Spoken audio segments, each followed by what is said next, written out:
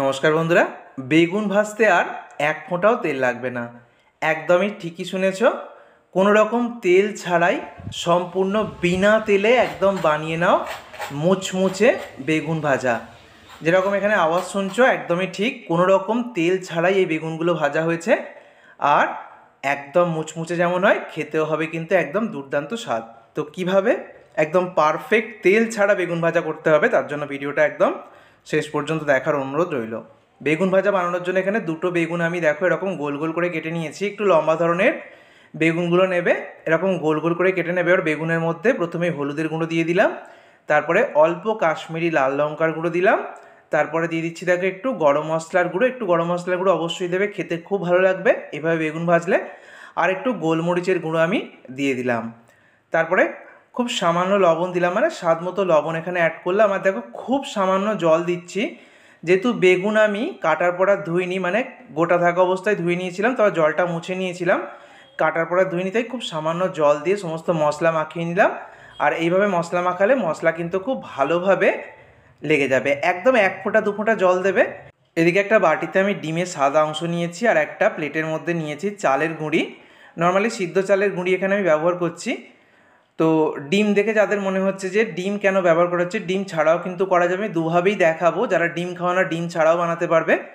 আচ্ছা, আমি চাল গুঁড়ির মধ্যে যা যা মশলা বেগুনের মধ্যে দিয়েছি সবই দিয়ে দিলাম। হলুদের গুঁড়ো, কাশ্মীরি লঙ্কার গুঁড়ো, গরম মশলার গুঁড়ো, গোলমরিচের গুঁড়ো, লবণ খুব ভালো করে চাল গুঁড়ির সাথে মিশিয়ে নিলাম। এবারে দেখো আমি দুভাবে দেখাবো, একটা ডিম দিয়ে আর একটা ডিম ছাড়া। যারা ডিম খাওয়া না তারা ডিম বাদে করবে। ডিমের খুব সামান্য সাদা অংশ নিয়ে আমি বেগুনের দুদিকে লাগিয়ে দেব। তো খুব সামান্য ডিমের সাদা অংশই লাগিয়ে নেব। দু পিঠে খুব ভালো করে লাগিয়ে নিলাম। তারপরে এই যে চালের গুঁড়িটা নিয়েছি মশলা মাখানো, এর মধ্যে দুই পিঠ খুব ভালো করে লাগিয়ে নেব। আর এক্সট্রা অংশ, মানে যে অংশটা মানে চালের গুঁড়ি লেগে থাকবে, সেটাকে একটু হাত দিয়ে ভালো করে ঝেড়ে নেব। এভাবে খুব সহজেই কিন্তু আমি একটা বেগুনের মধ্যে দেখো ডিমের অংশ লাগিয়ে চালের গুঁড়ি মাখিয়ে নিলাম। আর একটা দেখাচ্ছি যেটা ডিম ছাড়া, যারা ডিম খাও না তারা এইভাবে করে নেবে। যেহেতু আমি বেগুনটাকে সামান্য মানে কয়েক ফোঁটা জল দিয়ে মাখিয়েছিলাম আর লবণ দিয়েছিলাম, সামান্য রসালো ভাব কিন্তু বেগুনের বাইরের গায়ের অংশ রয়েছে, তাই শুধুমাত্র আমি চালের গুঁড়ি মশলা মাখানো ব্যবহার করলাম। তাহলে পছন্দ মতো তোমরা যেভাবে চাও সেভাবে করে নেবে। যারা ডিম খাও ডিমের সাদা অংশ মিশিয়ে কোট করতে পারো, আর যারা ডিম খাও না তারা কিন্তু ডিম ছাড়া যেভাবে দেখালাম শুধু মশলা মাখানো চালের গুঁড়ি দিয়ে করতে পারো।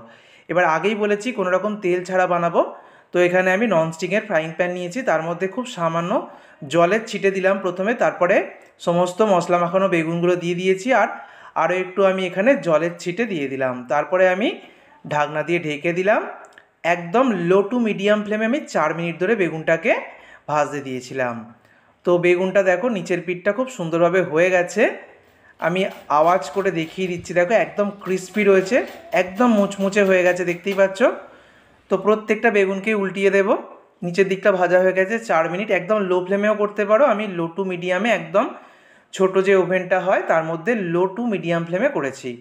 তো অন্য পিঠটা উল্টিয়ে দিয়ে খুব সামান্য জলের ছিটা আবারও দিয়ে দিলাম। এবার আমি 2 মিনিটের জন্য ঢাকা দিয়ে দিলাম। ফিরে আসছি 2 মিনিট পর। 2 মিনিটের মধ্যেই কিন্তু অন্য পিঠটাও হয়ে যাবে। আমি দেখিয়ে দিচ্ছি তোমাদেরকে, দেখো আশা করছি আওয়াজ শুনেই বুঝতে পারছো অন্য পিঠটাও কিন্তু একদম মুচমুচে হয়ে গেছে।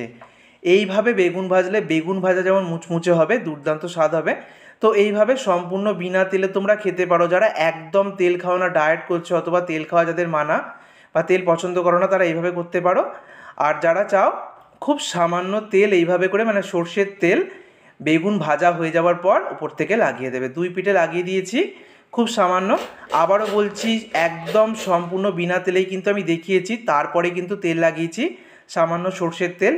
এটা একটু সর্ষের তেল ব্রাশ করে নিলে দেখতে ভালো লাগবে, যেন দেখে মনে হচ্ছে তেল দিয়ে, মানে যেরকমভাবে আমরা বেশি পরিমাণ তেল দিয়ে বেগুন ভাজি সেরকম দেখতে হচ্ছে। কাউকে যদি একদম গরম গরম দাও সে কিন্তু দেখে বা খেয়ে বুঝতেই পারবে না, এতটাই মুচমুচে আর খেতে সুন্দর হয় যে এগুলো সম্পূর্ণ বিনা তেলে ভাজা হয়েছে। তো আবারও বলছি তোমরা সম্পূর্ণ বিনা তেলে, মানে ওপরে যে তেলের কোটটা করলাম সেটা তোমরা নাও করতে পারো। দেখো কতটা মুচমুচে হয়েছে, আর যেহেতু বিভিন্ন মশলা দেওয়া রয়েছে এই বেগুনগুলো খেতে কিন্তু দুর্দান্ত হয়। তাহলে বন্ধুরা এইভাবে একবার হলেও বাড়িতে তৈরি করো, আর কেমন হয়েছে সেটা আমাকে কমেন্ট করে জানিও। ভিডিওটাকে বন্ধুদের মধ্যে অনেক অনেক শেয়ার করো। ধন্যবাদ।